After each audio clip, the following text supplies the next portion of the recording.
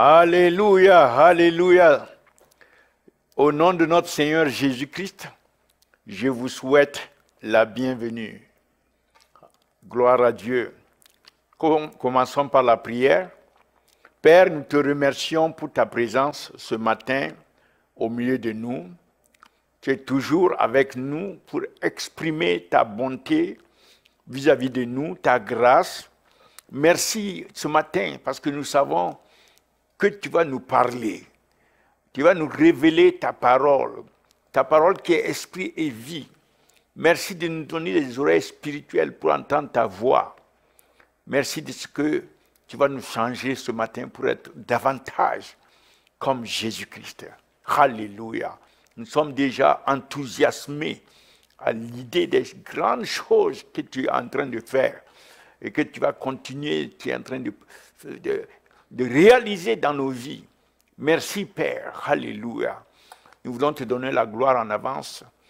Nous te donnons l'honneur et la louange. Que ton nom soit exalté au milieu de nous. Au nom du Seigneur Jésus-Christ, nous avons prié. Amen, amen, amen. Vraiment, le Seigneur est merveilleux et qui nous conduit dans toutes choses.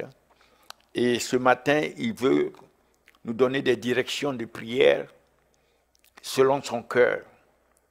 Et nous voulons partager avec vous la prière selon le cœur du Père pour les nations. Le cœur du Père pour les nations. La prière que nous devons en faire. Alléluia. Nous voulons entrer un peu plus en profondeur. Mais l'objectif global du cœur du Père pour les nations, nous savons que c'est la révélation de Jésus-Christ.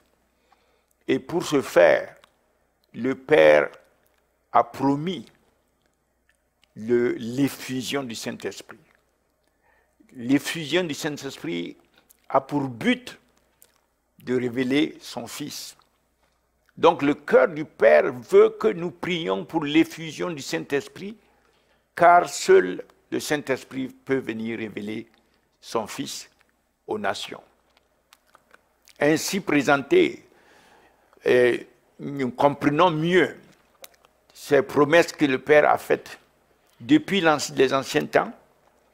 Dans Joël chapitre 2, verset 28, nous comprenons que la prophétie dit que les derniers jours, il va déverser de son esprit sur toute chair, y compris donc les nations, les multitudes des âmes qui sont dans les nations. Le Père entend déverser son esprit sur ces multitudes, tout comme il me l'a montré aussi dans la vision dont je vous avais parlé. Deuxième prophétie que nous pouvons rappeler dans Ésaïe 32, verset 15. Il a dit, les déserts restent déserts jusqu'au jour où il y a effusion du Saint-Esprit. Alors le désert sera transformé en terre fertile. Et la terre fertile va produire des plantations qui vont devenir des forêts. Donc, avec l'Esprit de Dieu, rien n'est impossible. Et Zacharie, dans le livre de Zacharie 4, verset 6, l'ange a parlé que voilà à Zérubabel, voilà ce que dit l'Éternel, que ce n'est ni par la force, ni par l'intelligence, mais c'est par le Saint-Esprit, par mon esprit, dit le Seigneur. Donc nous voyons vraiment que le cœur du Père est pour qu'il y ait effusion du Saint-Esprit, car c'est le Saint-Esprit qui peut venir révéler son Fils. Et quand le Fils même est venu, le Fils a insisté, alors que les apôtres qui l'ont suivi pendant 3 ans et demi avaient eu toute la théologie, la meilleure théologie développée par lui-même, par le Seigneur Jésus-Christ, concernant son royaume, les différents aspects des doctrines. Il a posé les fondements et il leur a fait les démonstrations nécessaires de son autorité, de sa puissance. Et il a parlé de sa mort et de sa résurrection et il a démontré tout cela. Mais malgré tout ça, il leur a dit, attendez à Jérusalem parce que le Père veut qu'il y ait la promesse du Père, c'est l'effusion du Saint-Esprit que vous devez recevoir. Et c'est ainsi que les apôtres ont expérimenté l'effusion du Saint-Esprit dans la chambre haute et ils n'ont plus jamais été les mêmes, et ils ont pu ainsi courir avec la mission d'aller transformer les nations, et partout où ils allaient, les gens disaient que voilà ceux qui transforment le monde. Alléluia.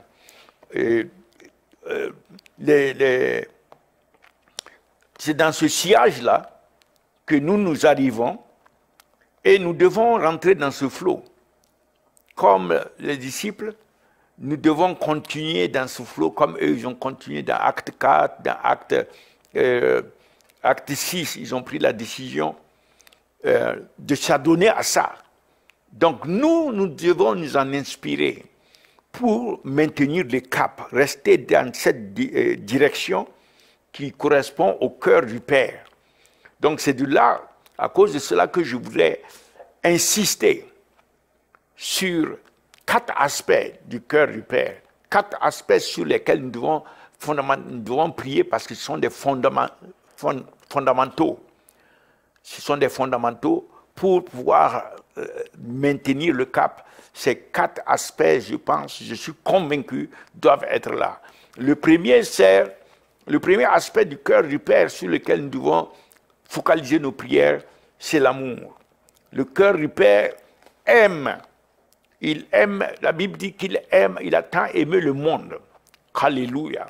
Le Père a tant aimé le monde qu'il a même permis que son Fils vienne mourir pour le monde, pour les âmes. Donc nous voyons cela dans Jean 3, verset 16, qui dit que Dieu a tant aimé le monde qu'il a donné son Fils unique, afin que quiconque croit en lui ne périsse pas, mais ait la vie éternelle. Quiconque croit en lui, c'est-à-dire le Père veut que nul ne périsse, que personne ne périsse, qu'aucune âme ne périsse. Ça, c'est son cœur. Et à cause de son amour pour ces âmes-là, il a voulu que son Fils, il a permis que son Fils vienne mourir pour les âmes, pour que d'autres puissent vivre. Alléluia. Et en même temps aussi, qu'il a permis cela, le Père veut que nous aussi, nous puissions aller exprimer l'amour de son cœur, que nous exprimons à l'humanité, aux hommes, aux âmes, l'amour du cœur du Père, en allant parler de son Fils, afin que les autres ne périssent pas. Alléluia. Comme nous avons eu la grâce d'échapper, alors nous devons aller exprimer le même amour aux autres. Ça, c'est la première dimension. Je suis convaincu que nous devons continuellement prier sur cette dimension du cœur du Père, pour les nations, pour les âmes, que les âmes viennent à connaître l'amour de Dieu pour elles. Alléluia. Manifesté en Jésus-Christ, et à travers sa mort et sa résurrection, tout son sacrifice, tout cela sont les expressions de l'amour du Père pour les âmes, du cœur du Père. Ça, c'est la première dimension pour diriger nos prières. Deuxième dimension dans laquelle nous devons focaliser nos prières, c'est la dimension de la centralité de Christ. Alléluia. Christ est le centre de l'évangile. Et je peux dire normalement, Christ est le centre de la Bible. Et le Père veut que ceci soit connu pour que tout soit focalisé sur son Fils. Et le Saint-Esprit est celui qui peut venir amener les cœurs des hommes et des femmes, les pensées, à se focaliser sur Christ. Il y a trop de choses dans le monde qui divertissent les uns et les autres. Mais le Saint-Esprit est capable de nous amener et d'amener les hommes et les femmes du monde à se focaliser sur Christ. Nous voyons cela dans la Bible, dans Luc chapitre 3, le cœur du Père, focalisant tout sur le Fils. Dans Luc chapitre 3, versets 21 et 22, après qu'il ait prié, après son baptême, il priait, et le ciel s'est ouvert. Et nous avons vu des choses extraordinaires se passer. Le Saint-Esprit est descendu sur le Fils, comme une forme de colombe. Et il y a la voix du Père qui est venue pour focaliser tout sur le Fils, en l'indexant, il dit « Celui-ci est mon fils bien-aimé, en qui je prends plaisir. » Donc le Père aime que tout soit focalisé sur le Fils. Le Fils est le centre de toutes choses. Alléluia. Un autre verset que nous trouvons dans Marc chapitre 9, verset 7, ceci s'est passé au mont, à la montagne de transfiguration. Et lorsque Pierre voulait qu'il y ait des tentes et qu'il puisse rester là continuellement, le Père est intervenu. Et après que Moïse et puis Élie aient disparu, le Père a focalisé tout sur le Fils. Il dit, celui-ci, c'est celui-ci qu'il faut écouter en indexant son Fils. Il a dit que son Fils, Jésus-Christ, est celui qu'il faut écouter. Ce ne sont pas les autres qu'il faut écouter, mais c'est celui-ci qu'il faut écouter. Le Père lui-même est en train de focaliser tout sur le Fils, parce que le Fils doit être le central. Il est le central et il restera la centralité dans toutes les affaires de Dieu. Et maintenant même, quand le Fils lui-même est venu, le Fils dans Hébreux 10, verset 7, il dit que dans le volume du livre, il est question de moi. Dans le volume du livre me mentionne. Je suis au centre du volume de la Bible. Plusieurs fois, le Seigneur a parlé de ça, dans Luc 24 aussi. Donc, il a souligné cela. Et le Père, par la puissance de la résurrection, la Bible dit que le Père était en train de déclarer à l'univers, au monde, Alléluia. Dans Romains 1, versets 1 à 3, l'apôtre Paul fait mention de l'évangile de Dieu concernant son Fils et qu'il a fait venir, manifester dans la chair, selon la lignée de David, mais qu'il a démontré par la puissance de la résurrection, la sainteté et la puissance de la résurrection, il a démontré qu'il est son Fils, le Fils de Dieu, par la puissance de la résurrection. Vous voyez comment le Père, son cœur, centralise Christ. Il y a un impact sur l'ensemble de l'univers lorsqu'il y a lorsqu'on se focalise sur Christ. Il y a un impact qui se fait dans le monde spirituel.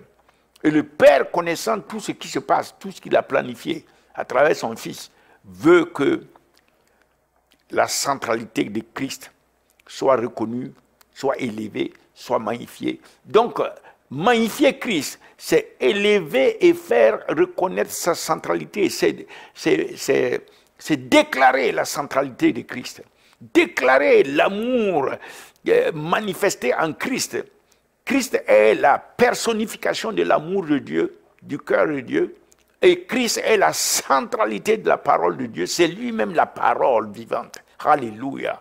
Donc ça, c'est la deuxième dimension sur laquelle nous devons diriger nos prières. Croire à Dieu. Et la troisième dimension, c'est l'autorité. L'autorité de Christ. Alléluia. Même la centralité, je vais ajouter un verset, c'est Jean chapitre 5, verset 38. C'est le Christ lui-même, le Seigneur Jésus lui-même, qui dit que les Juifs étaient en train de se focaliser sur les Écritures, vous cherchez les Écritures parce que vous croyez qu'en elles, vous allez avoir la vie éternelle. Et vous ne voulez pas venir à moi afin que vous ayez la vie éternelle. C'est moi la vie éternelle. Je suis le chemin, la vérité et la vie. Donc la centralité de Christ, lui-même, il a insisté que c'est lui. Les Écritures témoignent de lui. Alléluia. Il ne faut pas rester juste au niveau des Écritures. Les Écritures sont un moyen d'arriver à lui. Car c'est lui le centre et la finalité. Donc la troisième dimension de la prière que nous devons, dans laquelle nous devons diriger nos prières, c'est l'autorité. L'autorité de Christ en tant que le Seigneur de tout. Il est le Seigneur des Seigneurs, il est le Seigneur au-dessus de tout. Et nous voyons cela dans Actes chapitre 10, verset 36. Actes chapitre 10, verset 36, il est mentionné clairement Jésus-Christ, le Seigneur de tout. Il est le Seigneur du visible et de l'invisible. Il est le créateur de tout ce qui est visible et invisible. C'est en lui que tout a été créé, que ce soit les choses dans les cieux ou les choses sur la terre, visibles et invisibles, que ce soit les principautés, les trônes, les dominations, selon Colossiens 1, verset 16, les puissances, tout a été créé par lui et pour lui. Et c'est lui qui a la prééminence sur toutes choses. Car la Bible déclare qu'il a plu au Père, qu'en lui demeure toute la divinité corporellement. La plénitude de la divinité demeure en lui corporellement. Alléluia. Donc l'autorité de Christ est au centre aussi, une dimension sur laquelle nous devons prier. Et je vais donner un autre verset dans Philippiens chapitre 2, versets 9 à 11. Car Dieu, c'est ainsi que Dieu l'a souverainement élevé.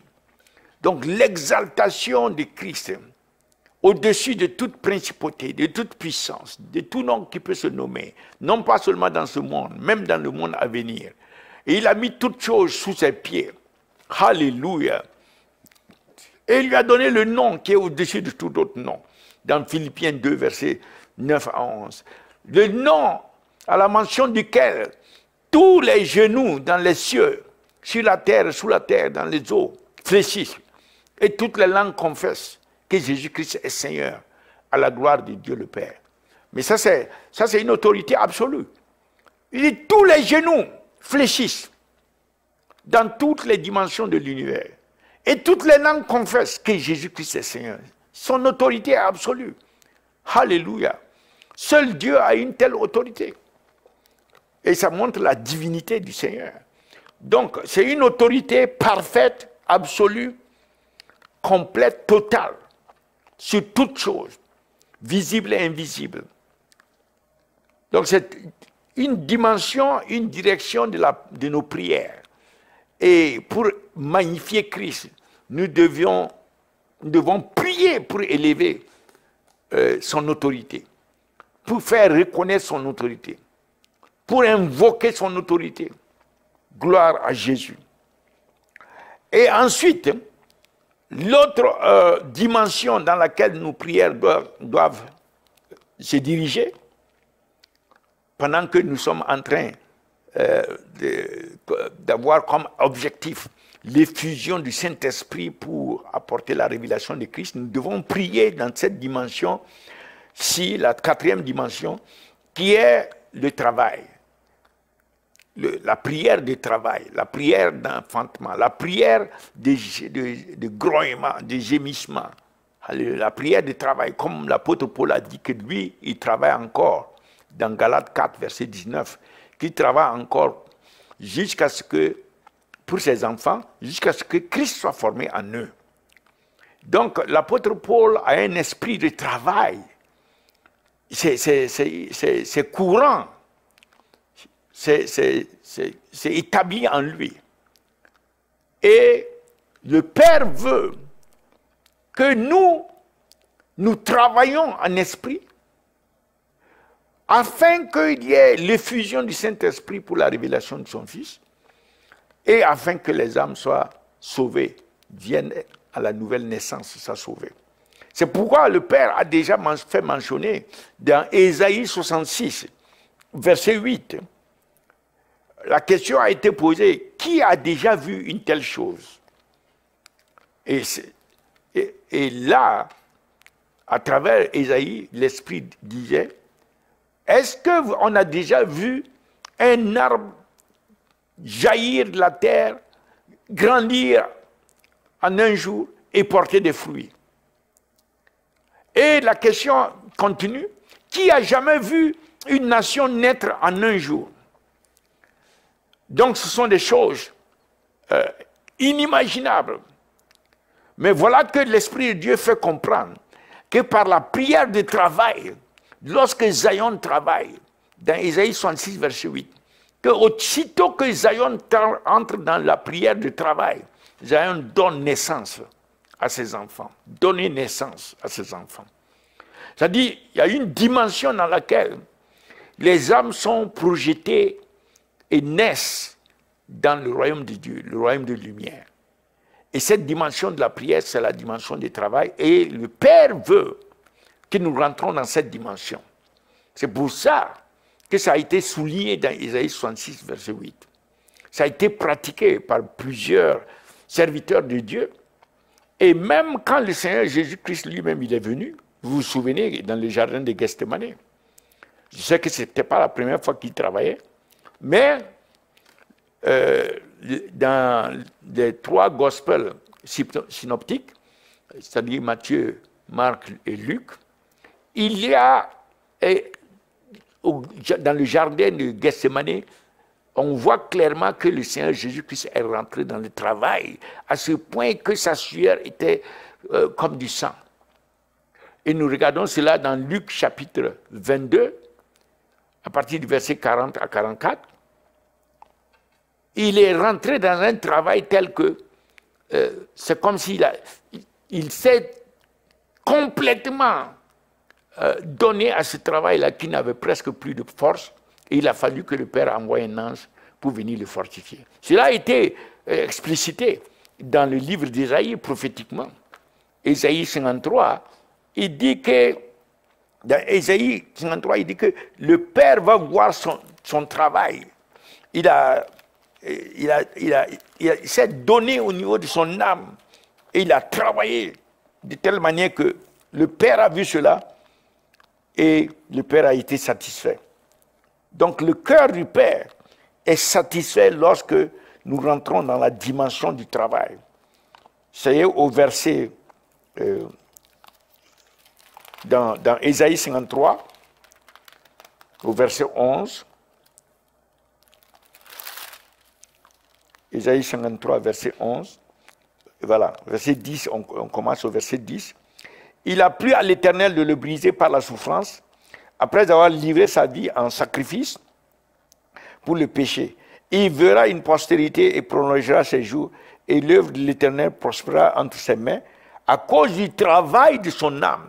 À cause du travail de son âme, alléluia, il rassasiera ses regards, c'est-à-dire l'Éternel va regarder cela et sera satisfait, et ainsi de suite. Donc, le Seigneur Jésus-Christ lui-même, non seulement annoncé prophétiquement, il a accompli son œuvre à travers le travail à un moment donné, et dans le jardin de Gethsémane, il a continué dans le travail. Alléluia.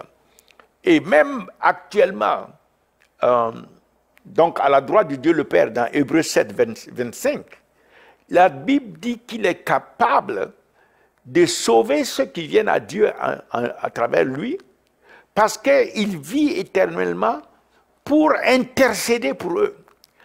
Et cette intercession, c'est une intercession du travail en esprit. Du travail en esprit.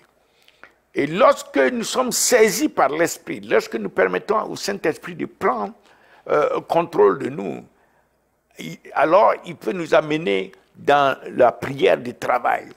Donc ça, c'est une autre dimension dans laquelle nous devons diriger nos prières pour prier selon le cœur du Père. Alléluia. Nous savons que les apôtres ont pratiqué cela. Ils ont pratiqué cela à différentes occasions. Et ce travail qu'eux, ils ont pratiqué a donné l'effusion du Saint-Esprit.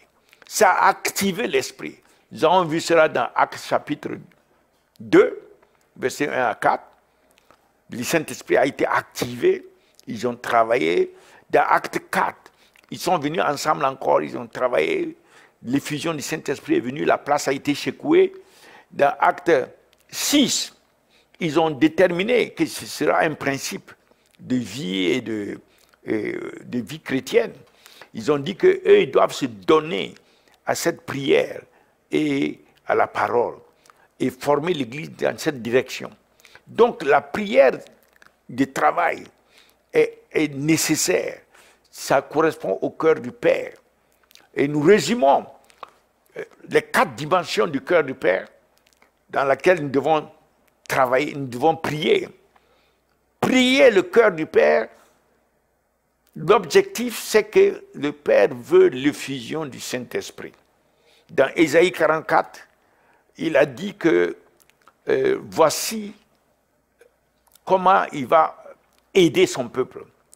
Il va envoyer l'Esprit sur les terres arides. Le Saint-Esprit va être donné, il dit, pour aider. Voici comment Dieu aide. Même le nom même du Saint-Esprit, c'est notre aide. Donc, Dieu n'a pas... Dieu, lorsqu'il veut faire quelque chose, il faut que son esprit, il envoie son esprit. Et dans ce cas précis, la chose la plus capitale pour les âmes, pour les nations, que ces âmes et ces nations rentrent dans leur destinée éternelle, c'est l'effusion du Saint-Esprit. Le réveil vient par l'effusion du Saint-Esprit. Et donc, le cœur du Père pour les intercesseurs, pour ceux qui veulent vraiment voir la gloire de Dieu, ceux qui veulent le royaume de Dieu, le cœur du Père pour nous, c'est que nous aussi, nous puissions mettre nos vies sur l'autel de la prière afin que d'autres puissent vivre. Nous devons, en quelque sorte, sacrifier nos vies dans la prière.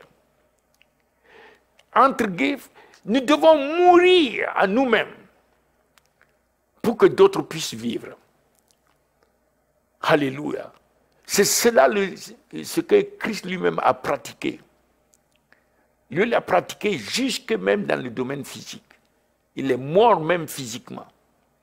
Mais déjà dans le jardin de Gethsémane, il a donné sa vie dans la prière afin que d'autres puissent vivre. Nous sommes venus à la vie éternelle parce que lui s'est donné. Et d'autres aussi attendent, ont besoin quelque part que nous mourons à nous-mêmes. Christ n'a-t-il pas dit que ceux qui veulent le suivre doivent régner à soi-même, à eux-mêmes? Donc, quelque part, notre intercession ne doit pas rester superficielle. Elle doit impliquer notre âme, elle doit impliquer notre esprit, elle doit impliquer nos vies pour que d'autres puissent vivre. Alléluia. Le cœur du Père est satisfait lorsque réellement nous prions, au moins dans ces 4 dimensions-là. La dimension de l'amour, pour que son amour soit exprimé au monde, aux âmes, aux nations, que nous puissions exprimer. Nous prions dans ce sens pour que l'Esprit de Dieu descende pour manifester l'amour de Christ, l'amour de Dieu, l'amour du cœur du Père au monde. Deuxième dimension dont nous avons parlé, c'est que nous prions pour que l'autorité, la suprématie, la supériorité, le caractère inégalable, incomparable de Christ, le caractère absolu de la suprématie de Christ, celui qui est au-dessus de toutes choses, que ce soit visible ou invisible, ce caractère suprême de Christ doit se manifester à travers nos prières. Nous devons prier pour que cela se manifeste dans ce monde. Le cœur du Père veut que cela soit reconnu, car c'est lorsque les genoux fléchissent et que les langues confessent que Jésus est Seigneur que le Père est glorifié. Philippiens 2, versets 9 à 11. Alléluia. Et pour que cela se fasse, lorsque nous prions pour ça, alors le Saint-Esprit, qui est le champion de la révélation, de l'exaltation de Christ, le champion qui vient pour tout ce qui concerne Christ, le Saint-Esprit est activé. Le Saint-Esprit est en quelque sorte mis en action. Le Père envoie l'Esprit. Lorsque le peuple de Dieu prend les affaires de Christ, très au sérieux dans la prière, pour mentionner non seulement sa dimension d'amour, mais sa dimension d'autorité. Et la troisième dimension, c'est la centralité de Christ. La centralité de Christ. C'est Christ qui est central en toutes choses. Que ce soit dans la Bible, dans les évangiles, que ce soit dans l'Ancien Testament ou le Nouveau Testament, Christ est central en toutes choses. Le cœur du Père veut que cette centralité soit reconnue, que nous prions pour que cela transparaisse, que Christ est incontournable. N'a-t-il pas dit que nul ne peut venir au Père que par moi? Jésus-Christ lui-même l'a dit. Il est central, il est incontournable. Tout passe par lui. Actuellement, il est assis à la droite de Dieu le Père, et tout ce que Dieu a pour le monde passe par lui. Et tout ce que le monde prie ou veut que Dieu fasse, ou est en train de parler à Dieu, tout cela doit passer par lui pour arriver au Père. Alléluia. Dans un sens ou dans l'autre, le passage c'est Christ. Donc, qu'il ne soit jamais mentionné qu'il y a une autre voie pour aller à Dieu. L'unique voie de seul médiateur entre Dieu et les hommes, comme 1 Timothée 2, verset 4 l'a dit, 4 et 5. Le seul médiateur, c'est Christ. Alléluia. Et le travail, la prière du travail, c'est la prière aussi que le cœur du Père recherche. Car c'est cette prière qui accélère les choses. En un jour, un arbre, à cause de cette prière, peut pousser et grandir et porter les fruits. À cause de cette prière, ce genre de prière, en un jour, une nation peut être transformée. Comme cela s'est passé au début, quand Dieu commandait que les arbres apparaissent, les arbres n'apparaissaient pas comme une petite plante et au bout des jours et des mois, grandir jusqu'au jour où ça va porter des fruits. Non. Instantanément, l'arbre est déjà mûr et il y a des fruits. Quand Dieu parle, la chose était accomplie. Donc, au moment de la création, nous avons vu cela. Et Dieu veut pouvoir travailler comme ça, mais il dit que c'est lorsque son peuple travaille qu'il va lui aussi agir de cette manière. Surtout en ce qui concerne les âmes, la prière de l'intercession, de travail, accélère l'œuvre, accélère, parce que le Saint-Esprit est déversé. Et avec le Saint-Esprit, c'est la puissance et c'est l'extrême vitesse, accélération et l'extrême élévation.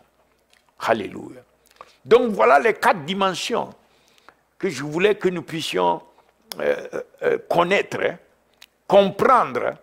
Nous allons développer davantage chacune de ces dimensions pour que nous puissions focaliser nos prières sur chacune de ces dimensions, sachant que c'est en priant dans ces dimensions que nous sommes en train de prier le cœur du Père. Gloire à Dieu. Que chaque intercesseur puisse comprendre et recalibrer les prières, élever les prières dans cette dimension, afin que nous puissions contribuer à l'effusion du Saint-Esprit sur les âmes, sur la moisson, sur les nations, afin que nos prières puissent compter pour la destinée éternelle de ces âmes, de ces milliards d'âmes qui sont encore dans les ténèbres, mais que par la grâce de Dieu, alléluia, et à cause de vos prières, de nos prières, venant s'ajouter aux prières du corps de Christ, nous savons que le Père, le Saint-Esprit, le Seigneur Jésus-Christ vont faire grâce que des multitudes puisse échapper, que nul ne périsse. Le Père a dit, alléluia, qu'il en soit ainsi. Père, nous te remercions de ce privilège que tu nous donnes de pouvoir nous tenir pour les multitudes, pour qu'il y ait effusion du Saint-Esprit sur ces multitudes, afin d'apporter la révélation de Jésus-Christ.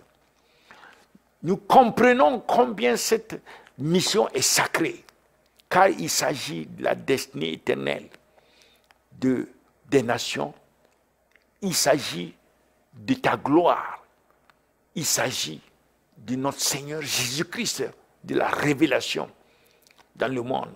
C'est pour cela que nous prions que nous soyons vraiment consacrés, que nous puissions nous offrir sur ton autel de prière comme des sacrifices vivants, que nous aussi nous puissions renoncer au soi afin que d'autres puissent vivre, comme Christ a renoncé jusqu'à l'extrême, afin que nous ayons la vie éternelle. Alléluia. Merci pour ta grâce qui nous soutient. Merci d'envoyer tes anges, fortifier tous les intercesseurs. Et en particulier, nous nous souvenons aussi sur la montagne de prière, que les intercesseurs soient fortifiés aussi au nom de Jésus-Christ. Merci Père. Alléluia. Nous savons que tu nous as entendus et tu nous fais rentrer dans cette dimension de la prière. Au nom de Jésus-Christ, nous avons prié. Amen. Amen. Gloire à Dieu. Le peuple de Dieu dit Amen. Nous allons prier maintenant pour ceux qui veulent donner leur vie au Seigneur Jésus-Christ. Veuillez prier avec moi. Dites seulement, Seigneur Jésus, je reconnais que je suis pécheur. Et aujourd'hui, je viens demander pardon pour tous mes péchés. Je sais que tu es venu, tu es mort à la croix, tu as versé ton sang pour moi. Je te prie de me pardonner et de me laver par ton sang. Je crois que Dieu t'a ressuscité de la mort le 3e jour. Et tu es monté en gloire. Tu vas revenir bientôt. Alors aujourd'hui, je t'ouvre mon cœur. Et je te prie de venir dans mon cœur. Je te reçois comme mon Seigneur et mon Sauveur personnel. Merci de sauver mon âme. Merci de me faire naître de nouveau. De faire de moi un enfant de Dieu. Un membre de la famille de Dieu. Et à partir d'aujourd'hui, Seigneur Jésus, je vais te connaître davantage et te servir. Merci Seigneur. Alléluia. Alléluia. Merci Seigneur Jésus. Amen. Nous continuons de vous inviter, car le Saint-Esprit qui a commencé l'œuvre, qui s'est manifesté par la montagne de prière, 24 heures sur 24 pour les âmes, pour les nations. Cette œuvre, qui est la cristallisation du mouvement des sentinelles, continue chaque jour de grandir. Par la grâce de Dieu, par la mouvance de l'Esprit, nous sommes en train d'aller vraiment de gloire en gloire. Et nous prions que les nations qui ne sont pas encore là, que le Saint-Esprit qui a commencé les amène. Que le Seigneur vous bénisse et nous donne l'opportunité d'être ensemble devant son trône pour intercéder. Alléluia. Afin que d'autres qui sont encore dans les ténèbres viennent à la lumière. Nous bénissons le Seigneur pour vous. Que le Seigneur vous garde. Que le Seigneur combatte vos batailles. Qu'il veille sur vos familles et vos ministères. Que le Seigneur pourvoie à tous vos besoins. Qu'il fasse briller sa face sur vous. Qu'il vous protège. Que son sang vous sépare de tout le monde des ténèbres. Qu'aucune attaque de l'ennemi, que ce soit par des maladies physiques ou spirituelles, ne puisse vous nuire. Au nom de Jésus-Christ, nous déclarons que vous allez vivre et vous allez accomplir votre destinée en Christ. Nous déclarons que la gloire de Dieu est sur vous et que Dieu vous fasse triompher dans toute adversité. Au nom de Jésus-Christ, nous avons prié. Amen. Amen. Alléluia. À bientôt. À la prochaine pour partager encore la parole avec vous. Au nom de Jésus. Amen.